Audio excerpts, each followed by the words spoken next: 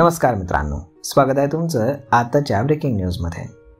मित्रांनो, देशामध्ये रस्त्यांचं नेटवर्क वेगानं वाढवण्यासाठी जमीन अधिग्रहण कायद्यामध्ये मोठा बदल केला जाणार आहे। यामुळे महामार्गांचे आजवर जमिनीच्या वादांमुळे रखडत असलेलं काम आता अतिशय वेगानं होण्याची अपेक्षा सरकारला आहे।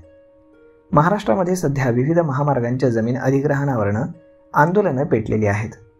नवीन नियम आल्यावरती यावर काहीसा दिलासा मिळेल की नाही हे आत्ताच सांगता येणं शक्य नसलं तरी रस्त्यांची कामं मात्र मार्गी लागणार आहेत। सरकारनं हायवे बनवण्यासाठी एकदा जर का जमीन घेतली आणि पुढच्या 5 वर्षांमध्ये ती वापरता आली नाही तर ती जमीन त्या मालकाला परत केली जाणार आहे। हा पहिला मोठा नियम यामध्ये बदल करण्यात आलाय, जो जमीन मालकांसाठी फायद्याचा ठरू शकतो। दुसऱ्या नियमामध्ये असा बदल झालाय की जमिनीचा मोबदला घोषित झाला की 3 महिन्यांनंतर राज्य मार्ग प्राधिकरण किंवा जमीन मालक या रकमेवरती कोणत्याही प्रकारचा आक्षेप नोंदवू शकत नाही। म्हणजेच पहिल्या 3 महिन्यातच काय असेल तो आक्षेप नोंदवता येणार आहे। रस्ते वाहतूक आणि महामार्ग मंत्रालयानं राष्ट्रीय महामार्ग कायद्यामध्ये काही बदल हे प्रस्तावित केलेले आहेत। हे बदल केंद्रीय मंत्रिमंडळाच्या परवानगीसाठी पाठवण्यात आलेले आहेत। महामार्ग विकास आणि रस्त्याच्या कडेला असलेल्या सुविधांसाठी भूसंपादन जलद करणं आणि कायदेशीर वाद कमी करणं हे यामागचं उद्दिष्ट आहे।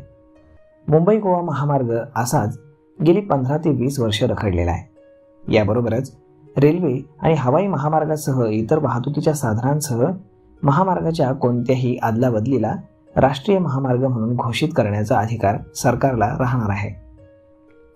जमीन अधिग्रहणासाठी सूचना देण्यासाठी एक विशेष पोर्टल तयार करण्यात येणार आहे। यानुसार रस्त्याच्या कडेला असलेल्या सुविधा, सार्वजनिक सुविधा, टोल आणि कार्यालय यासाठी जमीन संपादित केली जाऊ शकते। भूसंपादनासाठी अधिसूचना जारी केल्यानंतर जमीन मालक या जमिनीवरती कुठलाही व्यवहार किंवा बांधकाम करू शकणार नाही। जादा मोबदला मिळवण्यासाठी भूसंपादनाच्या पहिल्या अधिसूचनेनंतर जमीन मालकांनी घरं बांधली किंवा दुकानं बांधल्याचे प्रकार समोर आलेले आहेत। त्याला इथून पुढे आळा बसणार आहे। अशा पद्धतीनं महामार्गांच्या भूसंपादन कायद्यामध्ये आता एक मोठा बदल होऊ घातलाय। यासाठीचं विधेयक लवकरच आता विधानसभेमध्ये मांडण्यात येणार आहे। यावरती आपलं मत काय हे तुम्ही आम्हाला कमेंट करून नक्कीच सांगा। आणि जर हा व्हिडिओ तुम्हाला आवडला असेल तर आपल्या जवळच्या मित्रमंडळींसोबत देखील हा व्हिडिओ तुम्ही शेअर करायला विसरू नका। धन्यवाद।